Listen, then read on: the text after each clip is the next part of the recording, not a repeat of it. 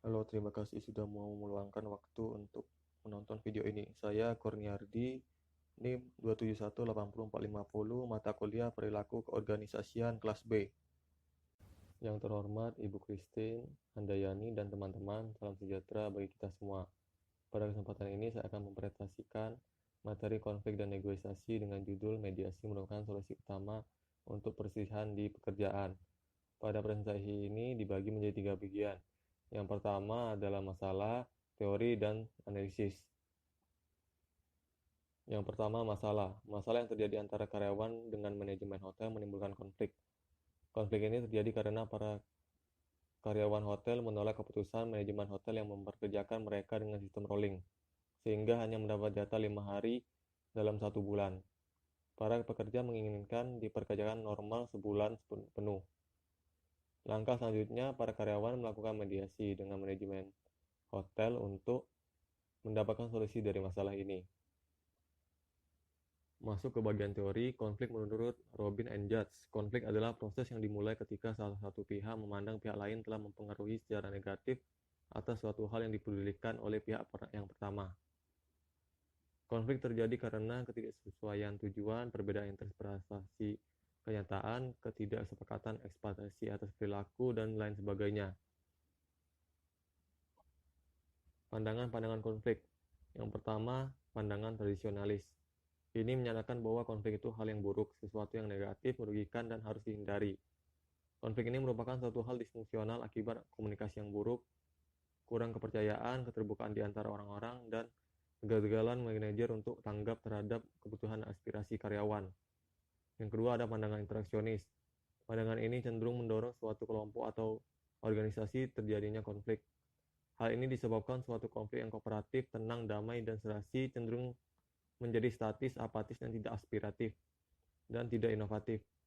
Oleh karena itu, menurut pandangan ini, konflik perlu diperhatikan pada tingkat minimum secara keberlanjutan sehingga tiap anggota di dalam kelompok tersebut tetap semangat, kritis diri, dan kreatif. Yang ketiga ada resolusionis. Pandangan ini lebih fokus pada penyelesaian konflik. Pandangan ini berangkat dari pandangan interaksionis yang menimbulkan konflik support kinerja. Tetapi di sisi lain, konflik menghasilkan stres sehingga kinerja berpotensi buruk. Ada 3 kategori konflik. Yang pertama, konflik tugas berhubungan pada isi dan tujuan kerja. Konflik hubungan, fokus pada hubungan interpersonal. Konflik proses dikaitkan dengan bagaimana pekerja dilakukan. Jenis konflik. Konflik fungsional atau konstruktif adalah konflik yang mendukung sasaran kelompok dan memperbaiki kinerjanya. Konflik disfungsional atau destruktif adalah konflik yang menghambat kinerja kelompok. Lanjut ke 5 tahapan konflik menurut Robbins. Yang pertama, potensi oposisi dan ketidakcocokan. Langkah pertama dalam proses konflik adalah adanya kondisi yang menciptakan kesempatan untuk memunculkan konflik itu. Penyebab terjadinya konflik, yang pertama komunikasi. Komunikasi dapat juga menjadi sumber konflik. Konflik menyatakan kekuatan-kekuatan berlawanan yang timbul dalam suatu kesulitan sematik, kesalahpahaman, dan kebisingan dalam saluran komunikasi. Yang kedua, struktur. Ukuran dan spesialisasi bertindak sebagai kekuatan untuk menyelesaikan konflik. Semakin besar kelompok dan semakin terspesialisasi kegiatannya, semakin besar kemungkinan terjadinya konflik. Tidak adanya kejelasan jurisdiksional dalam rangka memperluas wilayah kekuasaan dan mengendalikan terhadap sumber daya. Yang ketiga, variabel pribadi. Kategori terakhir potensi sumber konflik adalah faktor-faktor pribadi. Faktor pribadi ini mencangkup sistem nilai individu setiap orang dan karakteristik kepribadian seperti sifat, emosi, dan nilai-nilai hidup. Tahap 2, kognisi dan personalisasi. Konflik yang dipersepsikan merupakan kesadaran satu pihak atau lebih atas adanya kondisi yang menciptakan peluang terjadinya konflik. Konflik yang dipersepsikan tidak berarti konflik itu dipersonalisasikan. Konflik yang dirasakan apabila individu-individu menjadi terlibat secara emosional dalam saat konflik sehingga pihak-pihak mengalami kecemasan, ketegangan, frustasi, dan kekerasan. Tahap 3, maksud. Maksus merupakan keputusan untuk bertindak dalam cara tertentu. Cara penanganan konflik yang pertama adalah bersaing tegas dan tidak kooperatif, yaitu suatu hasrat untuk memuaskan kepentingan seseorang atau diri sendiri, tidak peduli dampaknya pada pihak lain dalam suatu konflik. Berkolaborasi, apabila pihak-pihak yang berkonflik masing-masing memiliki hasrat untuk memenuhi sepenuhnya kepentingan dari semua pihak, kooperatif dan pencarian hasil yang bermanfaat bagi semua pihak. Menghindar, apabila salah satu dari pihak yang berkonflik memiliki hasrat untuk menarik diri, mengabaikan dari dan menekan sebuah konflik. Mengakomodasi, apabila satu pihak berusaha untuk memuaskan seorang lawan atau kesediaan dari salah satu pihak dalam suatu konflik untuk menaruh kepentingan lawannya di atas kepentingannya. Berkompromi, yaitu suatu situasi di mana masing-masing pihak dalam suatu konflik bersedia untuk melepas atau mengurangi tuntutannya masing-masing. Tahap 4, perilaku. Pada tahap inilah konflik mulai terlihat jelas. Tahap perilaku ini meliputi pernyataan, aksi, dan reaksi yang dibuat oleh pihak-pihak yang berkonflik. Tahap 5, hasil. Hasil berupa jalinan aksi-reaksi antara pihak-pihak yang berkonflik. Konflik ini akan menghasilkan konflik fungsional atau konstruktif. Adalah konflik yang mendukung sasaran kelompok dan memperbaiki kinerjanya.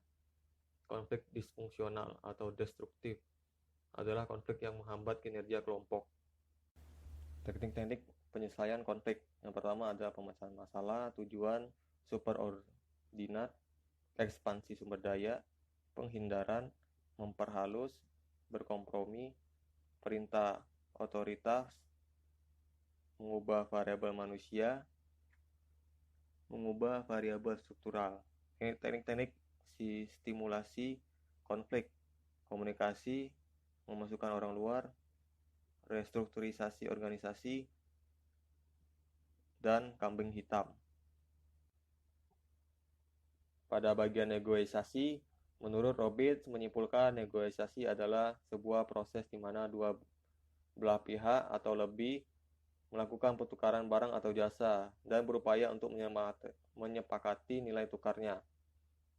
Mediasi adalah cara penyelesaian sengketa melalui proses perundingan untuk memperoleh kesepakatan para pihak dan dibantu oleh mediator. Masuk pada bagian proses negosiasi. Menurut Robbins ada 5 tahapan proses negosiasi. Yang pertama, persiapan dan perencanaan. Yang kedua, penentuan aturan dasar. Yang ketiga, klarifikasi dan justifikasi.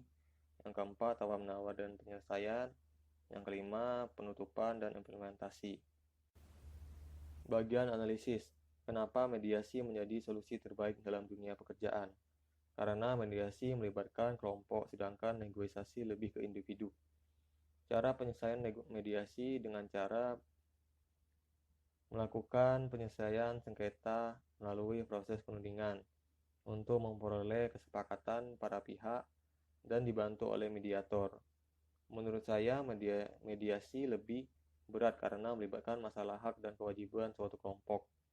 Sedangkan negosiasi sebuah proses di mana dua belah atau lebih melakukan pertukaran barang atau jasa dan berupaya untuk menyepakati nilai tukarnya. Pada kasus ini, konflik termasuk pada pandangan resolusionis, karena pihak karyawan ingin menyelesaikan masalah dengan mediasi dan para karyawan menginginkan diperkerjakan kembali normal sebulan. Konflik ini termasuk kategori konflik tugas, karena pihak karyawan tidak setuju diperkerjakan 5 hari dalam 1 bulan, sehingga membuat konflik ini menjadi destruktif, menjadi penghambat kinerja karyawan dengan cara karyawan melakukan aksi mogok kerja yang menyebabkan kendala bagi pihak hotel. Proses konflik pada tahap pertama, potensi oposisi dan ketidakcocokan. Penyebabnya adalah struktur. Pihak manajemen hotel memiliki kekuatan dengan merubah jam kerja para karyawan, yang menyebabkan para karyawan tidak menyetujuinya. Pada tahap kedua, kognisi dan personalisasi, termasuk konflik yang dirasakan. Para karyawan terlibat secara emosional dalam saat konflik, sehingga mengalami kecemasan, ketegangan, dan frustasi. Pada tahap 3, Maksud dari konflik tersebut adalah berkolaborasi. Para karyawan dan hotel sama-sama menginginkan diperlakukan secara untung dan adil. Tahap 4, perilaku. Aksi yang dilakukan para karyawan adalah melakukan aksi mogok kerja dan menginginkan menyelesaikan masalah dengan mediasi. Tahap 5, hasil. Hasil dari konflik itu adalah destruktif yang menghambat kinerja karyawan dan hotel. Kesimpulan, setiap masalah akan menyebabkan konflik. Konflik tersebut disebabkan komunikasi, struktur, dan variabel pribadi. Permasalahan ini akan terjadi tergantung pada persepsi dan perasaan seseorang atau organisasi. Dari masalah tersebut akan muncul keputusan bagaimana menyelesaikan masalah tersebut, mau berkompromi, bersaing, mengakomodasi, berkolaborasi, dan menghindari. Akan timbul aksi dan reaksi dari kedua belah pihak, dan dari konflik tersebut akan menghasilkan konflik yang fungsional atau disfungsional. Setiap masalah pasti akan ada jalan keluarnya, dengan mengambil langkah-langkah yang adil bagi kedua belah pihak yang berselisih dengan mediasi ataupun negosiasi. Mungkin hanya itu yang bisa saya sampaikan. Saya berharap presentasi yang saya berikan dapat bermanfaat. Jika ada kekurangan dan kesalahan, saya minta maaf. Sekian, terima kasih.